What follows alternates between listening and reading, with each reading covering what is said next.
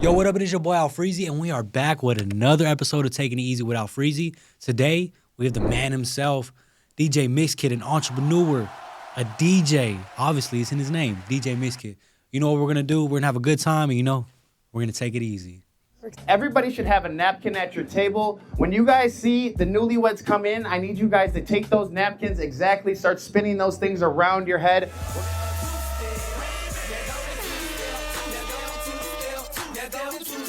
You're going to perform for a crowd, and wherever you're going to perform, there's always the nerves, you know what I'm saying? Yeah. But great performers know how to get over that. There's a format. Most, DJs are supposed to be giving you the alley-oop. You got some clown-ass DJs out here, I ain't going to say no names. You're going to know from me, Mixkid is going to give me the real. So what up? It is your boy Alfreezzyy, and today, we got the one, the only, an entrepreneur, a DJ, the man himself, DJ Mixkid. How you doing today, brother? Appreciate you, brother, for having Of course, always. And how you doing today? I'm good, man. I'm blessed. Blessed better than the rest. Sir. Yes, sir. I woke up today, so. Of course, yep. Another day to go out and pursue something. Yes, sir. Always. You got to wake up with that mindset. And we're going to get right into it. We're going to talk about your background first. You're not from Arizona. You're from Chicago, correct? Mm-hmm. And can you explain your upbringing in Chicago? Yeah, so, I didn't grow up in Chicago. So I grew up like 20 minutes outside of Chicago. Okay. There's a small suburb that I grew up in. And, it big city. So, I come from a big city. But, yeah, Chicago is just one of those, it's like there's always 10 of you. You know what I'm saying? So when you're from a big city, it's, I wouldn't say harder to shine. You just got to work harder. You just got to make sure that you're doing something to set yourself aside from everyone else. So it's funny because a lot of people don't even know me as a DJ back home in Chicago. Wow. Everyone knows me as Kelvin, which is my government. Don't tell everybody. But yeah, everyone knows me as Kelvin. No one really knows me as DJ Mixkid. Here is where I got DJ Mixkid and where I got into DJing and all that. Okay. So you didn't start DJing until you got to Arizona, correct? Mm-hmm. What were you doing in Chicago? Or everything. Yeah. Trying to figure it out, brother. You know what I'm saying? That was when I was it was like I was really just trying to figure it out as an adult. So I started as a retail sales manager. That was like my background. I used to work at a shoe store called Finish Line. Okay. So I was doing the whole thing, managing, doing that whole thing, selling shoes. I was that guy that was literally coming in trying to sell you some insoles and all the extras as you came in and stuff like that. I did that for about 7-8 years, and then it was just I was trying to find the next thing. I got into some multi-level marketing, and that's what gave me my first taste of like entrepreneurship and stuff like that, and what it is to have mentors, what it is to read books, what it is to just do personal and self-development. That's where I learned all that. So I did. And got into a company that, like I said, they were a multi-level marketing company. They were in the travel industry, so they really kind of taught me and showed me just what it is to be an entrepreneur, and then what it is to travel. They really opened my mind up to travel, because before that I really wasn't traveling. Wow. But through that company, I probably went to, me and my boys and my friends, we probably took, bro, in a year of probably 6 years, no cap, probably 30, 40 vacations. Yeah. Damn. Yeah, to just different places. We were going everywhere. Costa Rica. Through that company, I went to Dubai. I went to Costa Rica. I went to Mexico. I went to the DR a bunch of times. We went to a bunch of just different states, going to seminars and stuff like that. I was coming out here to Arizona, coming to, you know what I mean? Yeah. Going to personal and self-development conferences and things like that. We were right over in, I remember we were at Westgate one time. Okay. And I was in Chicago, but it's coincidental that, you know what I'm saying, everything transpired that I'm back here. But yeah, it was crazy. Yeah, so through that, I developed a love and a passion for entrepreneurship and just being my own boss, and just figuring that whole thing is just like, the whole, I'm just not gonna let someone, me personally, bro, I knew I was always gonna be an entrepreneur. You know what I mean? Growing up, it's like when you're little, they always ask you like, what do you want to be when you're older? Right. I could never figure it out because I could never like think of a job that I wanted to work. Exactly. You know what I mean? Like I grew up in a single parent household, so I love everything my mom did, but I saw her struggle. You know what I'm saying? She busted her ass working 40 hours a week, sometimes 60 hours a week, because she would go from a 6 to 5 and then work 6 to 12 at another job just to provide for 3 kids, single mom, 3 kids. I don't know how the fuck she did it. Just no way. You know what I'm saying? Yeah. But I saw her do that, and I was like, I don't want to do that. I was like, I don't. And to me, there was nothing that sounded good enough to where I was just like, that's what I want to do for the rest of my life. Gotcha. You know what I'm saying? Yeah. So no job sounded like great. That's what sounded great. Yeah. Like, how do I make a living out of having no job? Yeah, There's that 9 to 5 doesn't- is tough. Yeah. Yeah. So that's kind of where I developed all that, and that's kind of where it all came from. And then, yeah, man, I through finding that company, like I said, I traveled. I came to Arizona a bunch of times. You know what I mean? And I had 2 friends that lived out here, and I would come out here all the time and visit her and her girlfriend at the time. And I fell in love with it. I was like, yo, if I ever had to live anywhere other than Chicago, you know, it would be Arizona. Wow. So, what is it about Arizona that like? The weather. Yeah, just the weather. The weather. Even during the summer.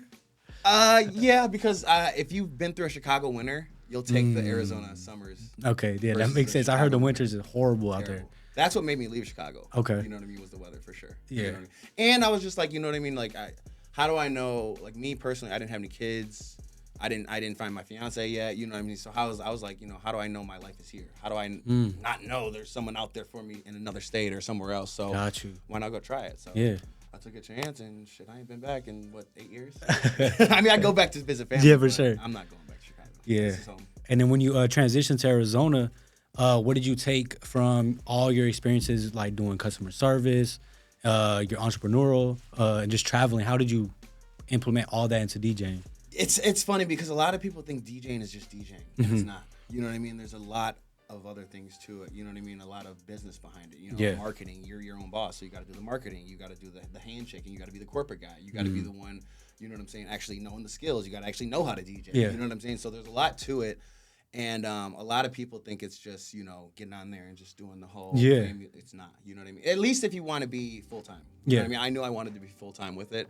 So I was trying to figure out how do I be full time with it. So me personally, when I came into the game, I knew personally, what I first initially, when I was thinking of DJing, I was like, you know, it sounds cool. I want to be in the clubs. But then I started learning real quick that the clubs, you can't really make a living off of that. Yeah. You know what I'm saying? So at that point, I actually got introduced to weddings. And that's when I started seeing kind of the corporate side and private wedding side of things. You know what I mean? So that was a whole nother eye opener for me because I didn't even really know that was like another thing that was out there, that was available. And I actually found an ad on Craigslist back in the day. So that's kind of how old I am. You know, that's my age is Craigslist. Some people don't even know what the hell Craigslist is. Nah, most people don't. Yeah, no. So I found an ad on Craigslist that was basically, it was a company that was basically saying, hey, we'll train you and teach you how to DJ. So I was like, you know, I pretty much woke up one day and just wanted to DJ. You know what I mean? So that's how I found DJing. But that's another side. That's another story. But yeah, no. When I had found it, when I found the company, I was like, yo, if you're gonna train me, teach me how to do it. They really showed me, polished me up, teach me like the corporate side of things, the private, like, you know, the private lane of things. And that's when I was like, okay, I could take this and really make this a living, because you can turn this into something. For sure. Really, you know, get good at it. Yeah. So I guess that's kind of how I took some of that into it. Not to mention, it's just, you know, the entrepreneur side of just, you know, networking. Your network is your net worth. You know what I mean? That's something I'm big on. And I believe, you know, you are as, you know, you can grow as big as your network is. You know what I mean? If you utilize it the right way. You know what I mean? I'm somebody that's big on loyalty and just being real with somebody and just keeping it up front with you. You know what I mean? Whether I like it or I don't like it, I'm very black and white. I'm gonna let you know. And it's all out of love. Yeah. You know what I mean? Even if it was just something like, I ain't really rocking with that, brother. You know what I'm saying? But it's all out of love. You're gonna know from me, Mixed Kid is gonna give me the real. You know what I'm saying? So that's what most people need. Yeah, so I mean, I bring that into a lot of the rooms that I go into. You know, a lot of the hands that I shake, I'm doing stuff like that. It's just making sure I'm being me, staying true to who I am and what my core values are, and not getting caught up in all the superficial shit. Yeah, for sure. You know what I'm saying? Especially being a DJ, especially being in the industry, it's so easy to get caught up in the bullshit. Yeah, for sure. And then when you're barely starting DJing, what was like that hardest thing to learn on the board? So my first time that I even thought, so I remember I woke up, I was like, you know, I had the idea and the thought of DJing because I was like, that'd be dope. You know what I'm saying? Like, you know, be in the clubs, you know what I'm saying? You get girls like that, you know what I'm saying? That's what I was thinking at the time, you know what I'm saying? And then I saw this guy, he was DJing, and if you're a DJ, you kind of know, but I don't know if you guys have ever seen on a DJ, you got the DJ board and then you got the computer. Yep. And I don't know if you've ever seen a DJ, but it's a system that most of us use. It's called Serato. Serato, yep. Right, and Serato has these wavelengths of the song. I saw that and I was like, bro, there's no fucking way. I got so discouraged. I think I was at Cabin. It was Cabin at the time on the west side. Yeah. Yeah, I was over there and I saw some DJ and I just got behind him and I was just like, bro, let me see. Because I heard the music, I was like, I might be able to do that. You know what I'm saying? Like, I was just trying to get some inspiration. Saw what he was looking at. I was like, there's no fucking way. So I didn't even understand like what the wavelengths meant and you know what I mean, what that all meant. So that was that for me was hard, and then just learning how to beat match, how to lay two tracks over each other. There's a lot I learned because I don't come from a musical background. Right. You know what I'm saying? So a lot of DJs I've learned, they come from a musical background. They know how to count beats. They know how to, how songs are formatted, how there's 8-bar counts, 16-bar counts. I had to learn all that. You know what I mean? So that was all new to me. You know what I mean? So it wasn't like it was hard. It was just new. Just new. You know what I'm saying? It was just new. It was just something new to learn. And like how you say you didn't come from a musical background, do you think that like kind of set you back, and how did you get over that? Not at all. I mean, my mom put me onto a lot of different music. So in terms of DJing, you got to know music. You're right. So I didn't necessarily need to know how to play a violin or a tuba or a goddamn piano. You know what I'm saying? Like, my OG put me on the right records, you know what I'm saying? She put me on the Easy, she put me on Run DMC, she put me on to Salt and Pepper, she put me on to just a lot of, just my OG's, it's crazy because she's this just short white lady who would never think, but yeah, you know what I mean? I'm yeah, mixed, for sure, so she like black guys, you know what I mean? So obviously she had a little flavor in her, yeah, you know for what I'm sure. saying? So, but yeah, no, she put me onto a lot of music which helped me carry me into where I'm at now. You know what I mean? To where it's like, now I'm in rooms to where it's like, my diversity has gotten me into the rooms I'm at because I'm able to play to different crowds and I'm able to cater to different audiences and things like that. I'm not just a one type of DJ, if that makes sense. And when you walk into an event or a club, like, can you see what kind of music you're gonna play right off the bat, or how do you evaluate that? Kind of. I'll evaluate the room, so I'll get to a set, 30 minutes to an hour early just to kind of set up. You know what I mean? I don't like to be rushed. I'm just not that person that likes to come in 10 minutes beforehand. And no, I gotta come in. I'll probably have a drink or something like that. Kind of just chill out. You know what I mean? Because there's always that nerve, that nerve feeling. You know what I mean? sure. Whenever you're gonna perform for a crowd and wherever you're gonna perform, there's always the nerves. You know what I'm saying? Yeah. But great performers know how to get over that. You know, so. Yeah, it's like I like to get in there early, evaluate the crowd, kind of see what they're feeling, kind of see what the DJ before me is playing. It's kind of because there's supposed to be a setup in a format to a lot of club events, depending on the event. You know what I'm saying? If we're talking club events, there's a format. Let's just say there's an opener DJ. I come in as a headlining DJ. There's a format. Most DJs are supposed to be giving you the alley-oop. Got you. Got some clown ass DJs out here. I ain't gonna say no names, but. They just taking a shot, no assist. I mean, shit, DJ no requested, but I mean, that's another thing. Yeah. So, I mean, you got people like that just don't understand the format. They're trying to outshine you because they're salty. They're not in the position you're in. Gotcha. So they're going to try to play all the bangers in the beginning and try to get, but you've already exhausted all that. So now it's like when the headlining DJ comes on, we've got to re-go through that. And it's not that we have to adjust now. You know what I'm saying? When it really should have just been an alley-oop slam dunk for the night. You know exactly. Now it's like, it's a team thing. So. Like I said, you got clown ass DJs out here like that. But I mean, other than that, I mean, that's what I'm doing. I'm evaluating the room, and then I'm really playing to the crowd. So a lot of it's me feeling the crowd. You know what I mean? So I can never just say where I'm gonna. I might have an idea of where I may start, but it may go in a completely different direction based off of what I'm feeling from the crowd. Got it. For sure. And have you ever like gotten it wrong and just be like, damn, like they just. Yeah. Because as a DJ, there's gonna be songs you're gonna throw out there that are just not gonna hit, and that's your feel. Like those are almost like your feelers. You can almost like feel the crowd out with that, to where it's like, okay, they're not feeling that, stay away from that type of shit. Or they're feeling this, start heading in that direction. Got you. It might be a twerk session going on. Girls are ready to shake ass. All right, cool. Let's start turning it up a little bit. Yeah. Or end of the night, like, all right, cool. They just got done. They're ready to sing their ass off. Let's throw on some Mary J. Blige and have them singing some. You know what I mean? Yes, sir. I'm going down. You know what I'm saying? Like whatever that is. You know what I'm saying? Yeah, like, for sure. But yeah, it could just be wherever the night is going and wherever you're at as a DJ. If I'm an opening DJ, like I said, me as an opener, I'm not that DJ that's trying to outshine the closer. I'm trying to make sure I'm throwing him that alley-oop to where it's like, brother, I saved you all the bangers. You got Sexy Red, you got Big Glow on deck. You know what I'm saying? You could play that Boss Man D-Lo. You could play all the, you know what I mean? Like I'm playing all the older shit to where it's like I still got the crowd in there, because openers in a club setting, there's still a responsibility. You got to keep them in there. So I always feel like it's a harder job as a opening DJ versus a closing DJ, because your job is to keep everybody in there. Got it. And to keep the crowd going without playing those bangers. So you really got to figure it out as an opening DJ. You know what I mean? To keep the people in there and keep them spending money. But yeah, that's what I am. I mean, like I said, I mean, I'm even as a. It's funny because I remember one time me and Jay Steele worked together, and it was just, I was making sure he was good. You know, yo, bro, do you need a drink? You good with anything? You know what I'm saying? I'm always making sure the next DJ on after me is. Like you said, it's a team. Especially if I'm a resident DJ. Especially if I'm a resident DJ. For sure. So. Like you said, it's a team. And what has been the craziest thing you've ever seen inside the club while DJing, Craziest thing I've seen? or even experienced? I've experienced a lot of crazy shit from bullshit because there's so much bullshit in the clubs. You know Right. what I mean? There's a lot of people out here that just don't do good business. So you'll see.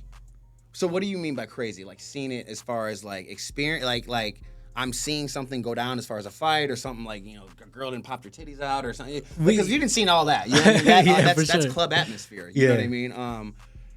I've seen crazy stuff at weddings to where it's like, you know, you got guys that are literally shirtless, you know what I mean, by the end of the night, grooms with, ties tied around their head at the end of the night to where, you know, it gets crazy. You know, the other night I was at the Pemberton. I saw somebody's grandma out there going nuts. You know what I'm saying? So it's just, you see a lot as a DJ. Yeah, for sure. And you also deal with a lot. So like I said, there's a lot of bullshit that you deal with on the back end, and that's kind of the reason why I don't really mess with a lot of clubs anymore. Okay. Just because of the way they do business. A lot of people out here really don't know how to do business, and they have that club atmosphere mindset, which kind of sucks. You know what I mean? But it is what it is. But you know. That's just, you know. For so sure. that's what I would say I experienced as a DJ in terms of like some bad shit. You know what I'm saying? Like that's kind of why I just keep my nose out of that. Yeah, You for know, sure. clear of that. And then can we talk about crowd control? What exactly is crowd control, and how often is that going to happen? Yeah, no, that's my baby. That's something that's special to me. That's something that I was kind of able to give back to Phoenix, and just kind of give you guys a taste of DJ Mix Kid. You know what I mean? Mm-hmm. What I am as a DJ, what I'm trying to bring to the city as a culture, because I feel like we kind of lack that sometimes in Arizona. for sure. So I come from a city that's big on culture, Chicago. You know what I mean? There's a lot of different cultures in there, a lot of different just demographics. So I love bringing that into Phoenix.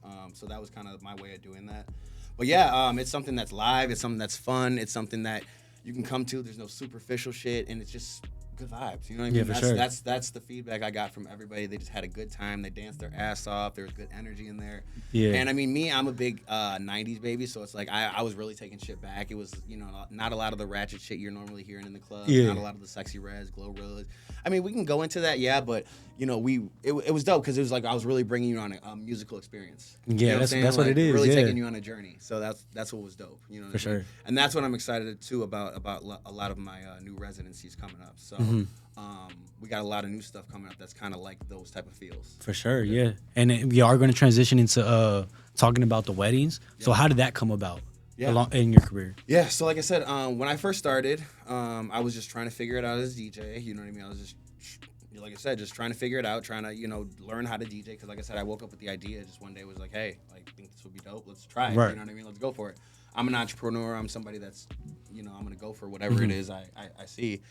So, like I said, I saw a Craigslist ad. They basically said, "Hey, we'll train you, teach you how to do, you know, weddings and DJ and all that." So I went to this company, and at that time, the company was basically just taking on DJs, and they work in like a tier system. So they have a lot of different DJs, and what they do is they send DJs out to different gigs and different weddings and stuff like that. So when you first start out, they'll send you to California to go to the headquarters. You know, you'll shadow a couple of DJs. You actually learn the ropes, really get a taste and a feel on what it's, to really see if it's even for you. You know what I'm saying? To really see if that's even for you. If it is, then they'll start booking you for more gigs to where you're assisting and things like that. Then once you get to a point to where you've done X amount of gigs, you start leveling up pretty much. You know, I worked my way up through that company, and I worked my way up to the top tier. You know, just being with them through. I want to say 3-4 years, I want to say. Wow. And through that, you've had to have done to hit the top tier at least 300 events with them.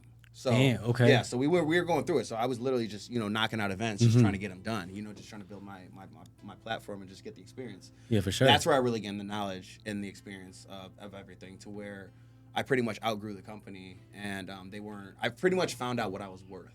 And then they couldn't afford to pay me what I was worth, and so I was just like, all right, cool. Got to do this yourself. Yeah. For sure. My own thing. So I pretty much just outgrew it.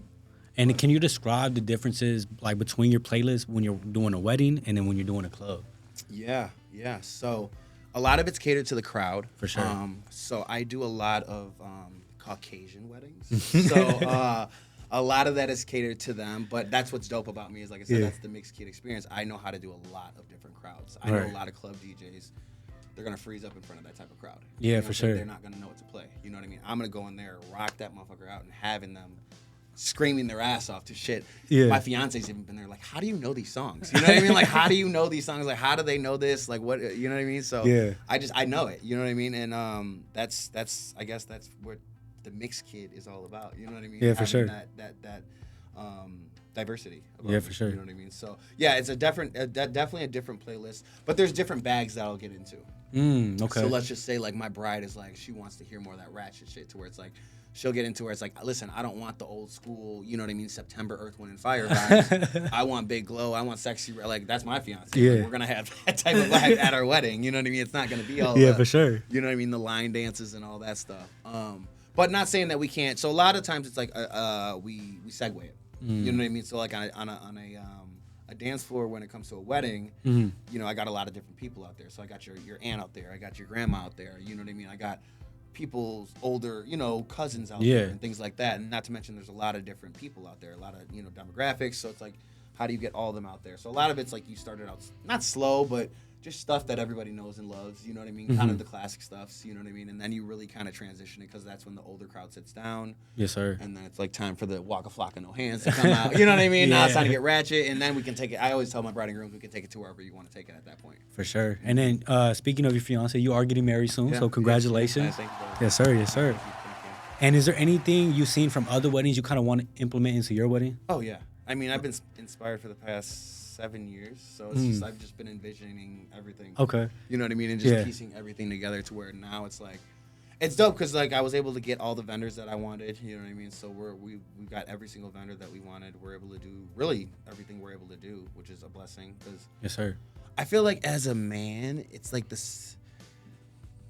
I mean, when you know. That's what I'll say. But as a man, like the most stressful thing about a wedding, I would say, is like the paying for it and making sure you have the funds and being the provider and that whole thing. You know what I mean? So that was probably the biggest stress for me, is just making sure I had the means and just making sure I'm comfortable enough to do it and just making sure I'm ready for that stuff. You know For sure. What I mean?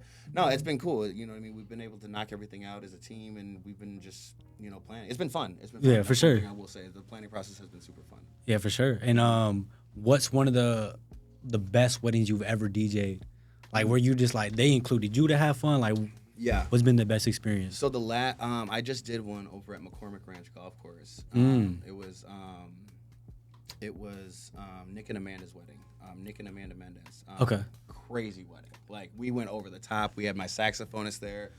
They shit. had production there, so they outsourced like all the lights. You know what I mean? So they had a huge light. They had like 5 or 6 disco balls in the middle.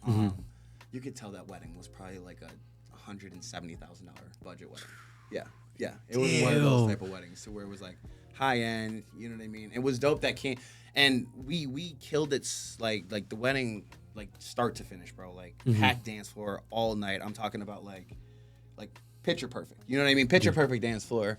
We got tons of reviews, you know what I mean? Like they were just raving about it. And what was dope that came from that was that we were able to get on the vendor list over there. So the coordinator that runs all the weddings, she literally loved me. Like from what That's she told great. me, you know what I mean? She fell in love. Like she's like, I've never seen a dance floor that packed. Like literally, like you were one of the best DJs I've ever seen. And she's been referring me weddings literally since then. So I've already got referred 2 weddings since that, and that was 3 weeks ago. Damn, Yeah, that's 3 weeks nice. ago. That's so good. yeah. So that was one of the best ones. But we've done a lot of just Grand Slam, home run out of the for park. sure. It's just one of those. But that was probably one of my favorites. Yeah, just because of everything that transpired from it. And I also see that you do like making videos when you are like DJing the wedding. Yeah. So how do you balance that between getting set up, making sure everybody's good, and then still doing your content? Yeah, it's hard. I'll be honest. I mean, I have to now prioritize that into the schedule now. So now it's like taking time and getting there even earlier now, just to make sure I'm mic'd up, just to make sure I have time to catch the behind the scenes stuff. Because that was just one thing I've been trying to get better at. You know what I mean? My fiance really inspires me with the social media, so she's on it. You know what I'm saying? So like, she always tells me like, you got to do this and you got to do that. So I'm just like, all right, yeah. You know what I mean? So finally, I'm just like, I just put my foot down and just got on it, and I just haven't looked back. I've just been going, For sure. full steam ahead. You know what I mean? Just not trying to slow down. But yeah, it's just trying to prioritize it at events. For sure. It does get hard, but I mean, It's worth gotta it. do it. Yeah, I got to do Yeah, it. for sure. How has that content helped your business and keep it going? A lot. It's definitely keeping me relevant. I was just looking at my views today. Like like the video I just posted, we did. We're almost at 20,000 views on it. So Damn. yeah, it got shared I think like 83 times or something like that. Damn, that's crazy. So it's good, you know what I mean? Yeah. So it's like it's bringing interaction to my pages. It's doing what it's supposed to do. You know what I'm saying? It's bringing interaction. It's getting more eyes on me, letting people see who I am, what I can do as a DJ, and all that. So yeah.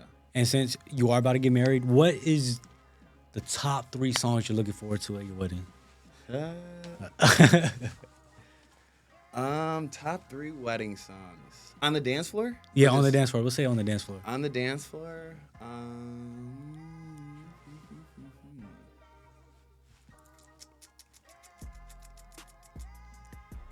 See, I'm a Wayne head, so like I'm big on Drake, Wayne, anything that's in the Wayne mixtape era. Okay. I'm gonna go nuts. Okay. Like, Cannon, Wayne. What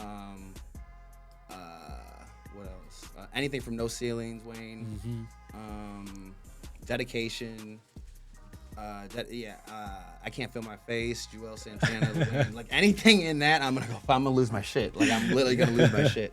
So I'm a Wayne head. So anything in there, anything probably old school Drake. You know what I'm saying? Like I like the first. What was that? So Far Gone Drake. So Far Gone. Yeah. And That's a great anything Drake. in that. You know what I'm saying? Mixtape Drake. You know, Rewind by Drake and like all that. Yeah. I'm gonna lose it. Yeah. So those are probably my top.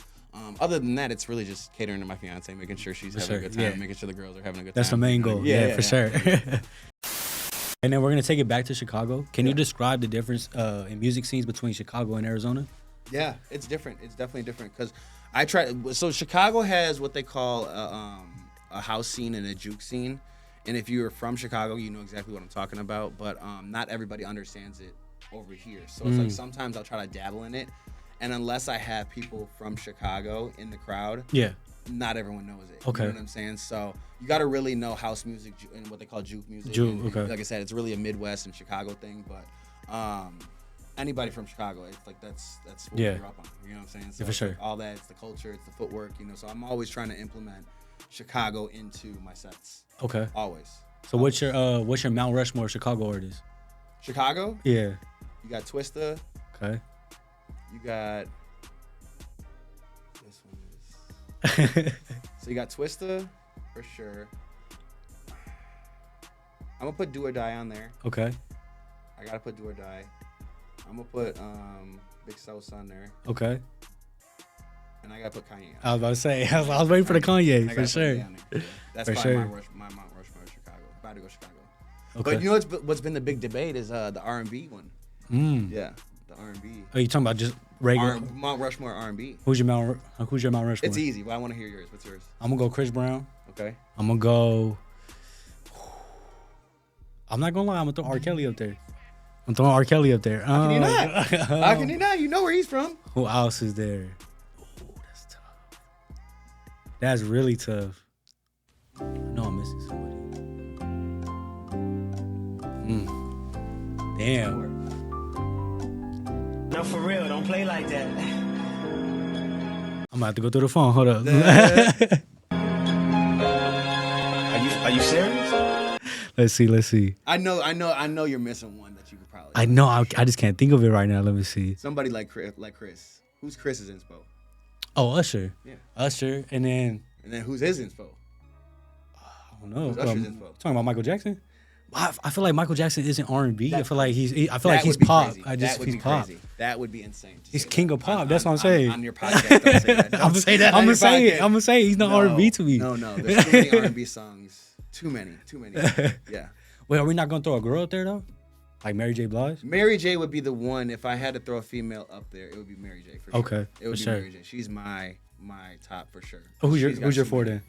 then? You said it. Okay. It's literally Michael Jackson, R. Kelly, Chris Brown, and Usher. Okay, got you. That's my Mount Rushmore R&B. For sure. And then we'll do one more quick hitter. Yeah. What's your favorite era of music that you like to listen to? Or personally, just for you. 90s, 2000s. Okay. Yeah, R&B, era. hip hop, rap. Anything in that. Okay. Anything in that. Like anything. That's usually where a lot of my sets, like you can even like find me kind of coasting in because it's like that's what I grew. You know what I mean? Yeah, for I'm sure. 90s babies. You know what I mean? Yeah. So I grew up in that. But yeah, 80s, 90s. Or I'm sorry, 90s, 2000s. 90s, 2000s Got it. for sure. Perfect. And then we like to end every interview with some words of motivation or inspiration for the people out there. So any words for the people out there? Chase whatever you're going after, bro. Like, don't settle. You know, me personally, like, I'm somebody that can't settle. It's just not in me. Like, Yeah, for sure. And me personally, I'm somebody who's comfortable with getting uncomfortable. So that's what I would tell anybody who's like trying to chase something. If you're comfortable, don't stay in that comfortable position. You know, always get comfortable getting uncomfortable because that's where you're growing. You know what I mean? So that's what I would leave everybody with, is just stay in that uncomfortable position because you know you're growing.